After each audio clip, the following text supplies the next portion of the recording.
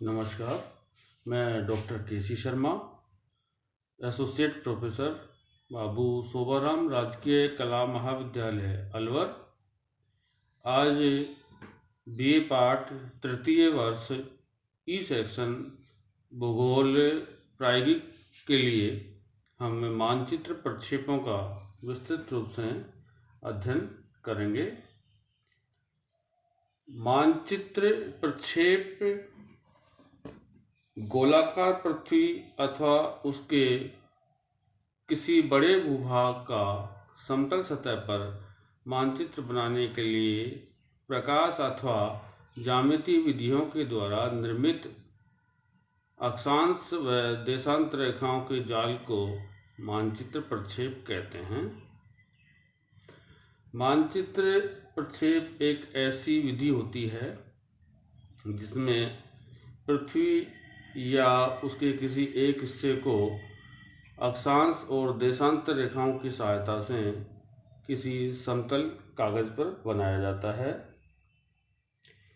प्रक्षेप का शाब्दिक अर्थ यदि हम देखें कि प्रक्षेप का शाब्दिक अर्थ देखें तो वह किसी पारदर्शी फिल्म या कागज पर बनी आकृति को प्रकाश की सहायता से दीवार अथवा कपड़े पर दिखलाना होता है।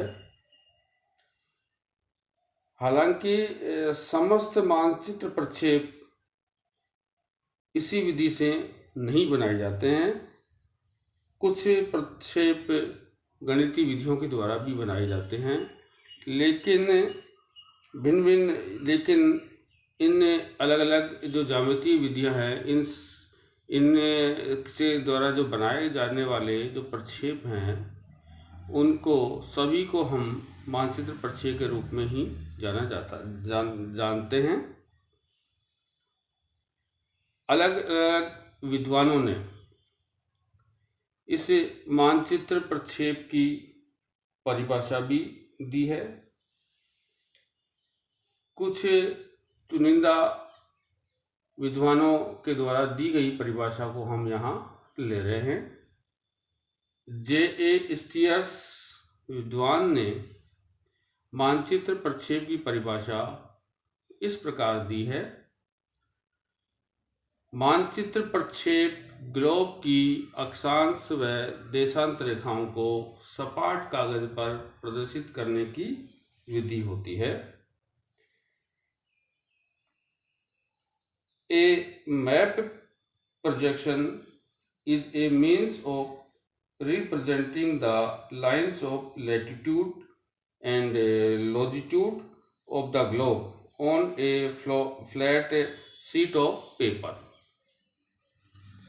इसी प्रकार से इरविन रेज नामक विद्वान ने भी मानचित्र प्रक्षेपियों को परिभाषित करने का प्रयत्न किया है। उनके अनुसार अक्षांश वृत्तों तथा याम्योत्तरों का कोई ऐसा व्यवस्थित क्रम जिस पर मानचित्र बनाया जा सके प्रक्षेप कहते हैं। A projection can be defined as any orderly system of parallel and meridians on which a map can be drawn.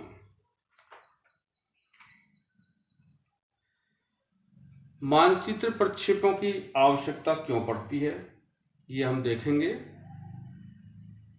पृथ्वी की आकृति एक गोले के समान होती है, चपटे गोलाभ के समान होती है। ध्रुवीय भागों में थोड़ा चपटा होने के कारण पृथ्वी का ध्रुवीय अर्धव्यास इसके विषुवत के अर्धव्यास से लगभग 21.5 किलोमीटर छोटा होता है। पृथ्वी के विशाल आकार होता है हमारा पृथ्वी का, और उस विशाल आकार के समक्ष यह अंतर बहुत कम आंका जाता है। सामान्य हमारे जो उद्देश्य होते हैं उनकी पूर्ति के लिए पृथ्वी के चपटे गोलाभ रूप को करीब करीब गोला मान लिया जाता है। और पृथ्वी की इस आकृति का यथार्थ चित्रण केवल ग्लोब के द्वारा ही संभव होता है। लेकिन मानचित्रों की अपेक्षा ग्लोब का प्रयोग हम कम करते हैं। उसके कई कारण भी होते हैं। इन कारणों में पहला, बड़े आकार के ग्लोब का निर्माण कठिन व अपेक्षाकृत महंगा होता है। बड़े ग्लोब को एक स्थान से दूसरे स्थान पर ले जाना भी कठिन होता है।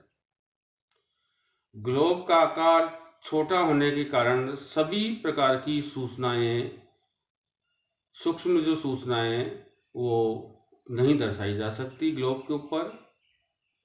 ग्लोब पर दिशा निर्धारण व दूरी मापन का कार्य भी कठिन होता है। पृथ्वी के किसी छोटे भाग को बड़ी मापनी पर बनाने के लिए ग्लोब के आकार में इतनी वृद्धि करनी पड़ेगी कि ग्लोब का प्रयोग ही असंभव हो जाएगा। इसी प्रकार मानचित्रों की तुलना में ग्लोब की रचना में अधिक धन का व्यय भी होता है। इन कठिनाइयों के कारण ग्लोब की तुलना में हम समतल सतह पर मानचित्र अधिक उपयोग मानते हैं।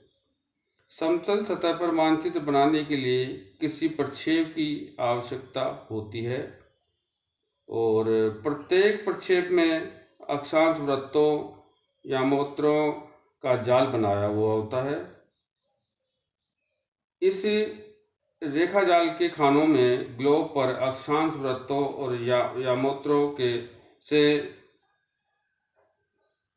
निर्मित रेखा जाल को हम स्थानांतरित कर देते हैं। मानचित्र प्रक्षेप संबंधी कुछ तथ्य।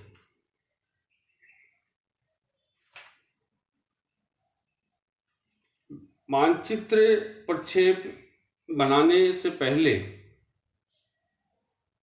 ग्लोब और उस पर अंकित जो अक्षांश और देशांतर रेखाओं के रेखाजाल को हम भली भांति पहले आवश्यक रूप से समझ लें तो हमें प्रक्षेप बनाने में ज़्यादा आसानी महसूस होगी। और जो रेखाजाल होता है ग्लोब का, उस रेखाजाल में एक तो अक्षांश रेखाएं होती हैं और देशांतर रेखाएं होती हैं। इनको हम देखते हैं। अक्षांश रेखाएं अक्षांश या पैरेलल या लैटिट्यूड जिनको कहते हैं, भूमध्य रेखा से पृथ्वी की किसी जगह की कोणीय दूरी होती हैं। भूमध्य रेखा से इसको हम इस प्रकार से निम्न चित्र के द्वारा हम इसको समझ सकते हैं। और इस चित्र में ये पृथ्वी का गोलाभ रूप हमको दिखाई दे रहा है और इसमें ए बिंदु ये दिया हुआ है। ए बिंदु 28 डिग्री नॉर्थ जो लैटिट्यूड है इसके ऊपर बनाया हुआ है ए बिंदु। और ए बिंदु तथा भूमध्य रेखा के मध्य 85 डिग्री पश्चिमी ध्रुव वृत्त के एसी चाप की कोणीय दूरी 28 डिग्री है। ए बिंदु भूमध्य रेखा के उत्तर में स्थित है। देखिए आप, इसके अक्षांश का मान 28 डिग्री उत्तर माना। भूमध्य रेखा का अक्षांश 0 डिग्री होता है और उत्तरी ध्रुव का अक्षांश 90 डिग्री होता है, जैसा कि चित्र में दिखाया हुआ है। दक्षिणी ध्रुव का अक्षांश 90 डिग्री होता है। भूमध्य रेखा पर एक अक्षांश की दूरी 110.569 किलोमीटर होती है और यह ध्रुवों पर 111.700 किलोमीटर होती है। ये तो है अक्षांश इसी प्रकार से देशांतर ग्लोब पर प्रमुख यामोत्तर प्राइम मेरिडियन अथवा किसी दिए गए स्थान के मध्य स्थित अक्षांश वृत्त के छोटे चाप की अंशों में मापी गई दूरी को उस स्थान का देशांतर कहते हैं। 1984 में एक अंतर्राष्ट्रीय संगोष्ठी में सभी देशों के लंदन के समीप स्थित ग्रीनविच रॉयल प्रेक्षणशाला ग्रीनविच रॉयल ऑब्जर्वेटरी से होकर जाने वाले यामोत्तर या ध्रुव वृत्त को प्रमुख यामोत्तर मान लिया गया था और इसका मान 0 डिग्री माना गया था। इसी 0 डिग्री यामोत्तर या 0 डिग्री देशांतर से पूर्व और पश्चिम में ही हम देशांतरों की गणना करते हैं।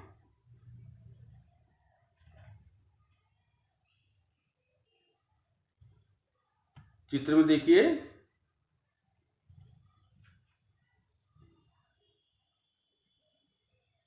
देशांतरों के मान प्रमुख यामोत्तर के पूर्व और पश्चिम की ओर 0 से 180 के मध्य होते हैं। इसमें देखिए चित्र में ए बिंदु की पीसी यामोत्तर और ग्रीनविच यामोत्तर के मध्य स्थित अक्षांश वृत्त पर एक सीडी छोटा चाप है जिसकी प्रमुख यामोत्तर से अंशों में दूरी 85 डिग्री पश्चिम मानी गई है। भूमध्य रेखा पर 1 डिग्री देशांतर की दूरी को पृथ्वी की परिधि में 360 का भाग देकर के हम ज्ञात करते हैं। 1 डिग्री जो देशांतर है इसकी दूरी भूमध्य रेखा से ध्रुवों की ओर जाएंगे तो यह कम होती जाती, उत्तरोत्तर कम होती जाती है। 1 डिग्री अक्षांश वृत्त या भूमध्य रेखा पर देशांतर की दूरी 111.32 किलोमीटर होती है, उत्तरोत्तर देशांतर की दूरी, और 5 डिग्री पर यह 110.9 किलोमीटर हो जाती है। इसी तरह से 45 डिग्री अक्षांश वृत्त पर यदि हम इसकी दूरी देखें देशांतर की तो वह 78.85 किलोमीटर ही रह जाती है और ध्रुव पर जाकर के यह 0 हो जाती है। अक्षांश वृत्त ग्लोब पर समस्त यामोत्तरों या ध्रुव वृत्तों के भूमध्य रेखा से समदूरस्थ बिंदुओं को मिलाने वाली रेखा को हम अक्षांश वृत्त कहते हैं। चित्र में देखिए,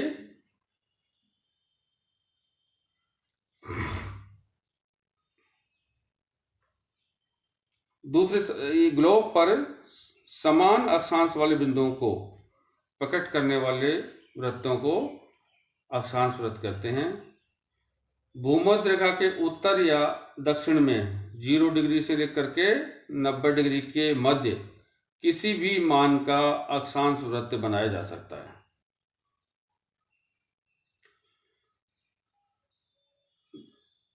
अक्षांश वृत्त ग्लोब पर किसी बिंदु की भूमध्य रेखा से उत्तर या दक्षिण में स्थिति बताते हैं और इनकी कुछ विशेषताएं होती हैं, जैसे समस्त अक्षांश वृत्त एक दूसरे को समांतर या पारस्परिक समान दूरी पर बने हुए होते हैं। ध्रुवों को छोड़कर ग्लोब के शेष सभी अक्षांशों पर अक्षांश वृत्त ध्रुव वृत्तों को समकोण पर काटते हैं। अक्षांश वृत्त सदैव यथार्थ पूर्व और पश्चिम रेखाओं के रूप में ही होते हैं। भूमध्य रेखा एक ग्रेट सर्किल पूर्ण वृत्त होती है। अक्षांश वृत्तों की किलोमीटर में वास्तविक लंबाई भूमध्य रेखा से ध्रुवों की ओर यदि हम जाएंगे तो वो कम होती जाती है। ध्रुवों के अतिरिक्त ग्लोब का प्रत्येक बिंदु किसी न किसी अक्षांश वृत्त पर स्थित होता है।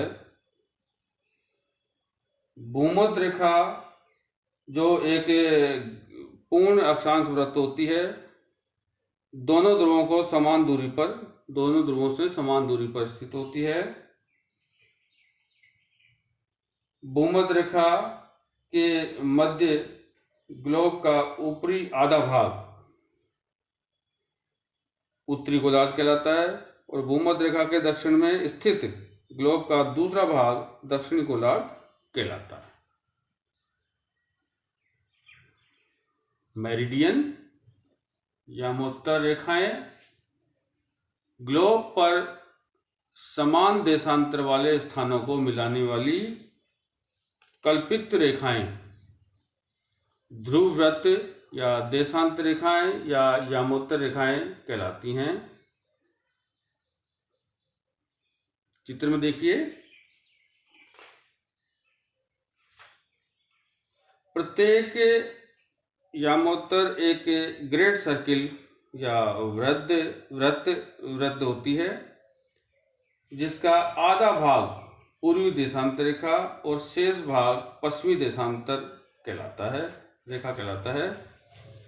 इन देशांतर रेखाओं के सिरे उत्तरी और दक्षिणी ध्रुवों पर मिलते हैं। विपरीत ओर की आमने सामने की स्थित कोई भी देशांतर रेखाएं परस्पर मिलाकर एक पूर्ण वृत्त बनाती हैं।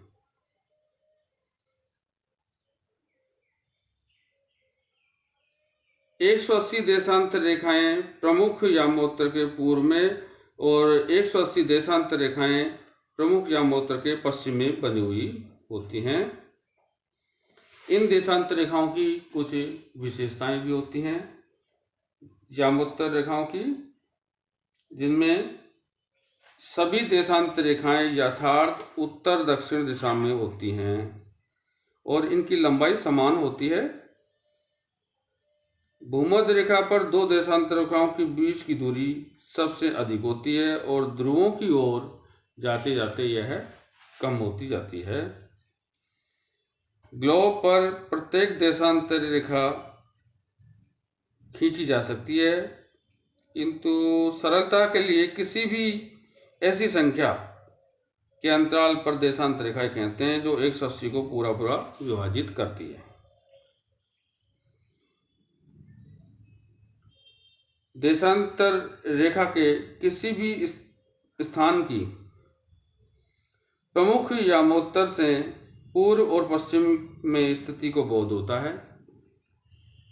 ध्रुवों को छोड़कर ग्लोब पर स्थित प्रत्येक बिंदु की कोई न कोई देशांतर रेखा अवश्य होती है। गौर, दो संलग्न देशांतर रेखाओं के बीच ग्लोब पर दो संलग्न देशांतर रेखाओं के बीच स्थित भाग को हम गौर कहते हैं।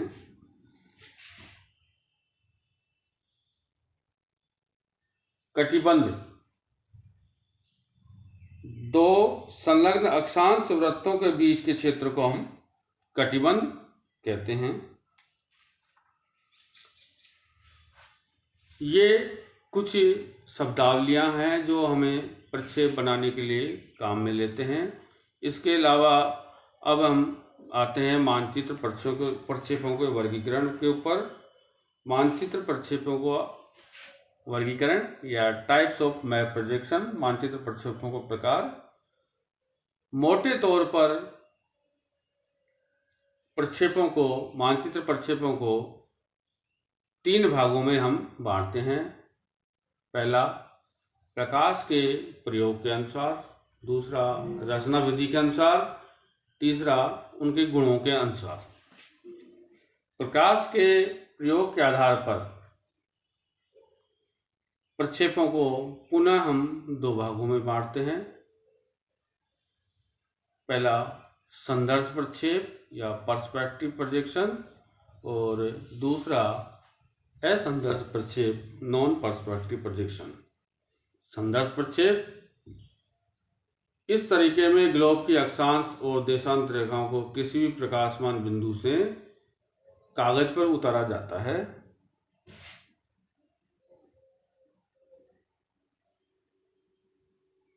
प्रकाश की सहायता से बनाए गए मानचित्र प्रक्षेपों को संदर्श प्रक्षेप कहते हैं।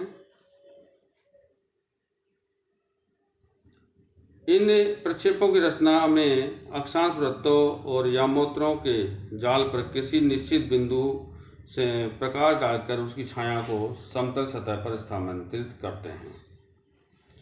नॉन पर्सपेक्टिव या असंदर्श प्रक्षेप, इन प्रक्षेपों में अक्षांश व देशांतर रेखाओं की रचना प्रकाश की सहायता की अपेक्षा गणितीय विधियों के द्वारा की जाती है।